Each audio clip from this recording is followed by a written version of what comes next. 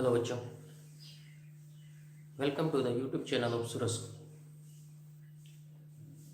In the last video, we have discussed about the ray optics and the phenomena like reflection, refraction on the basis of Huygens principle.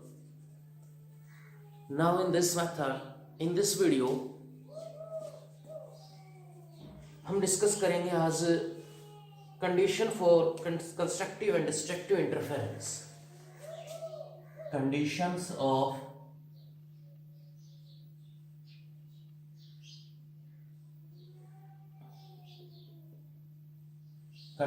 of constructive and destructive interference.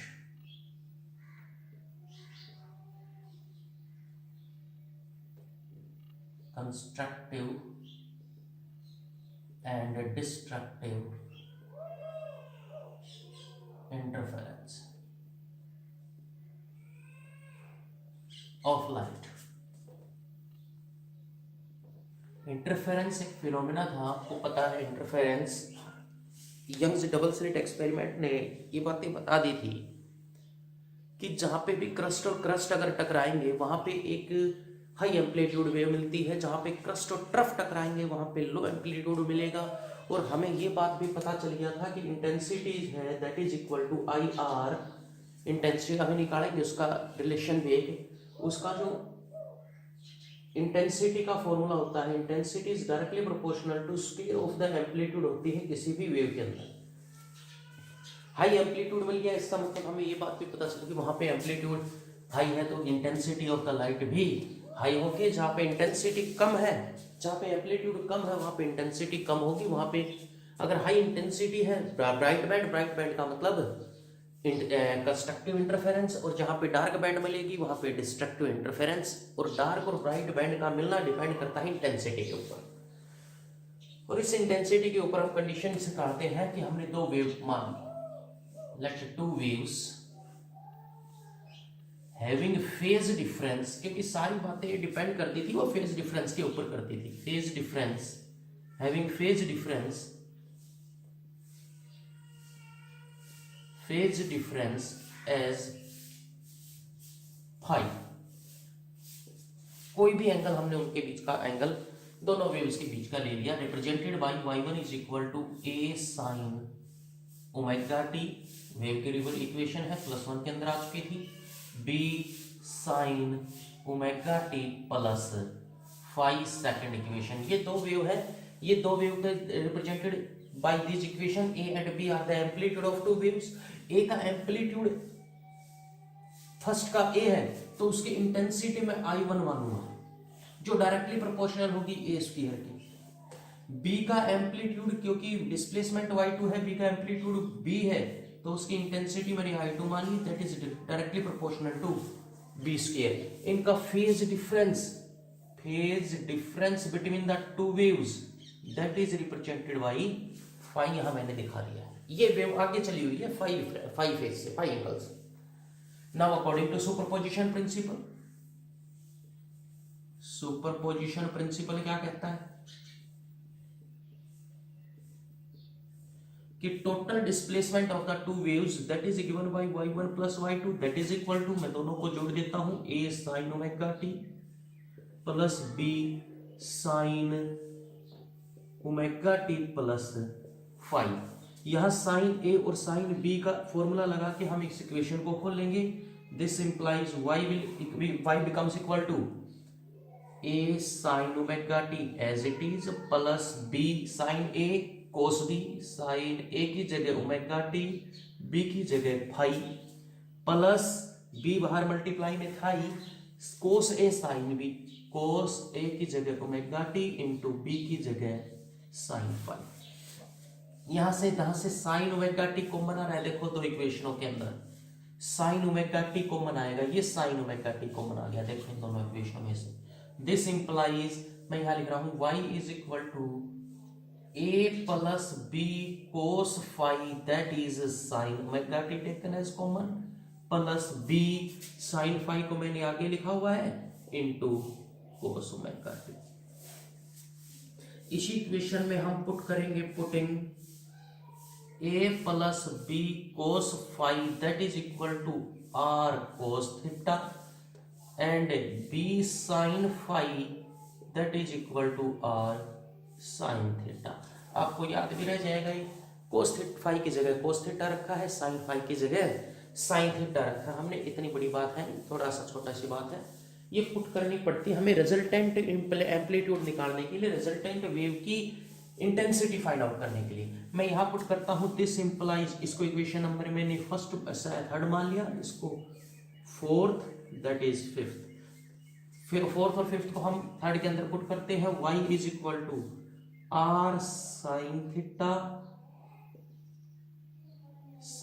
Theta into sine R cos theta, sorry cos phi था, R cos theta into sine omega t plus यहाँ पे बच जाएगा b sine phi की जगह R sine theta into cos omega t. ये फिर एक फॉर्मूला बन गया, देखो sine A cos B plus cos A sine B, this implies y is equal to R, ये बनेगा sine omega t plus theta. Resultant wave जो आपकी होगी वो इस फॉर्म की होगी, जिसके बीच फेज डिफरेंस कितना थीटा होगा। Amplitude of the wave will be R. हमें एम्पलीट्यूड से मतलब है हम इंटेंसिटी की वैल्यू निकाल रहे हैं, कहाँ मैक्सिमम कहाँ मिनिमम होगी। आर की वैल्यू अगर मैं पुट करूं कहां से फाइंड आउट करूं, from equation 4 and 5, squaring and adding, square कर दो एंड उनको ऐड कर दो। स्केयरिंग और एडिंग करूंगा तो मैं यहां से क्या इक्वेशन मिल जाएगी, देखो यहां से स्क्वायर और ऐड करूंगा, आर स्क्वायर कॉमन आ गया, sine square theta plus cos square theta 1 बन गया। मैं यहां से ऐड करूंगा तो मैं ये होल स्क्वायर खोल रहा हूं, a square plus b square cos square phi plus 2ab cos phi, इसका होल स्क्वायर खोला है, प्लस इधर क्या बच गया b square sine square phi. इनके अंदर से b square sine square phi, b square cos square phi से b square taken as common, फिर sine square phi plus cos square phi बन गया, R square is equal to a square plus b square plus 2ab cos phi, that is the resultant amplitude. R निकालोगे तो under root हो जाएगा। This implies resultant intensity को मैंने represent कर दिया आई आर से, total intensity of the two waves meeting at A point, जहां पे मिलती हैं उनका एम्पलीट्यूड। ए स्क्वायर की जगह मैंने ऊपर लिखा हुआ है a square directly proportional to I, b square की जगह मैंने directly proportional to I two plus 2, a और बी की वैल्यू निकालूंगा, इधर अंडर रूट कर दूंगा, under root i1 i2 cos phi, resultant intensity of the two waves.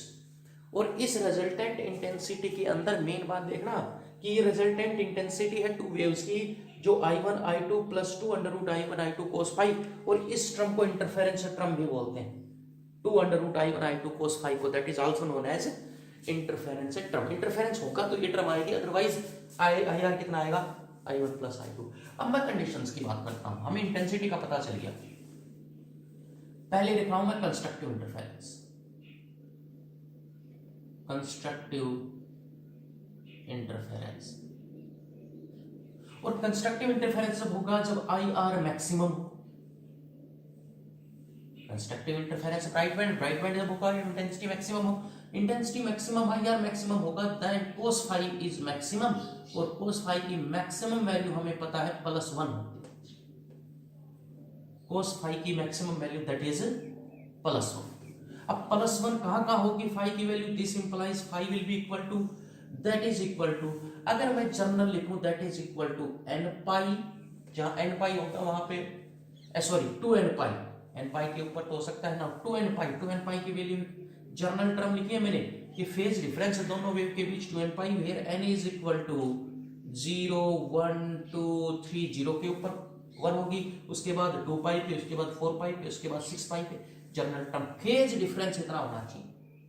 तो path difference between the wave क्या होना चाहिए, और पाथ डिफरेंस निकालने का फॉर्मूला है, ध्यान देना, path difference lambda by 2 pi into phase difference, that is the path difference. तो path difference between the wave क्या होगा, मैं इसी के अंदर अगर फाई की वैल्यू रखूं तो lambda by 2 pi into phi की वैल्यू 2n पाई, पाई से पाई कैंसिल आउट, 2 से 2 cancel out, that is equal to n lambda.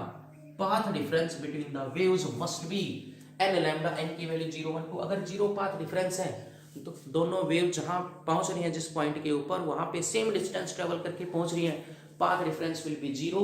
और पाथ डिफरेंस 0 होगा then there will be constructive interference. दूसरी बात करता हूं destructive interference. Destructive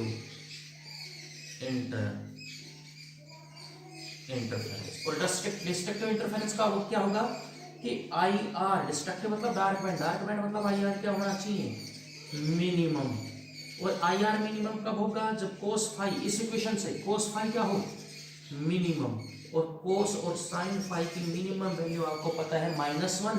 this implies phi कहाँ कहाँ होगा मिनिमम, मैं लिख देता हूँ 2n - 1 पाई/2 के ऊपर आपको फेज डिफरेंस है 2n - 1 पाई के ऊपर आपको जो डिफरेंस जो वेव मिलेंगी, फेज डिफरेंस अगर दो वेव के बीच अगर इतना है 2n - 1 इंटू पाई, एन की वैल्यू कहाँ से देखो 0 के ऊपर तो हमें बढ़ा चुके, एन की वैल्यू 0 से स्टार्ट करके वहां पे कंस्ट्रक्टिव इंटरफेरेंस राइट बैंड बढ़ चुका। अब मैं 1 से स्टार्ट करूंगा, ध्यान कर 1 रखूंगा एन की वैल्यू, ये हो जाएगा पाई, पाई के ऊपर -1 होती है 3 पाई पे, 5 पाई पे, 7 पाई पे वैल्यू रखते जाओ। तो फिर पाथ डिफरेंस कितना होगा, पाथ डिफरेंस के लिए ये रहा formula λ/2 pi into 5।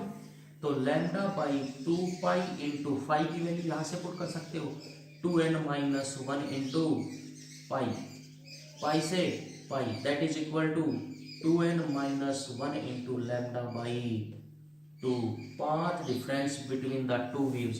These are the most important condition of constructive phase difference, path difference. This is the phase difference for the destructive, this is the path difference for the destructive interference. Most important article, find the conditions of constructive and destructive interference of light. जब दो waves आपस में मिलेंगी तो कहाँ पे constructive कहाँ पे डिस्ट्रक्टिव हमें इंटरफेरेंस मिलता है, जब दोनों के बीच फेज डिफरेंस कितना है 5 है।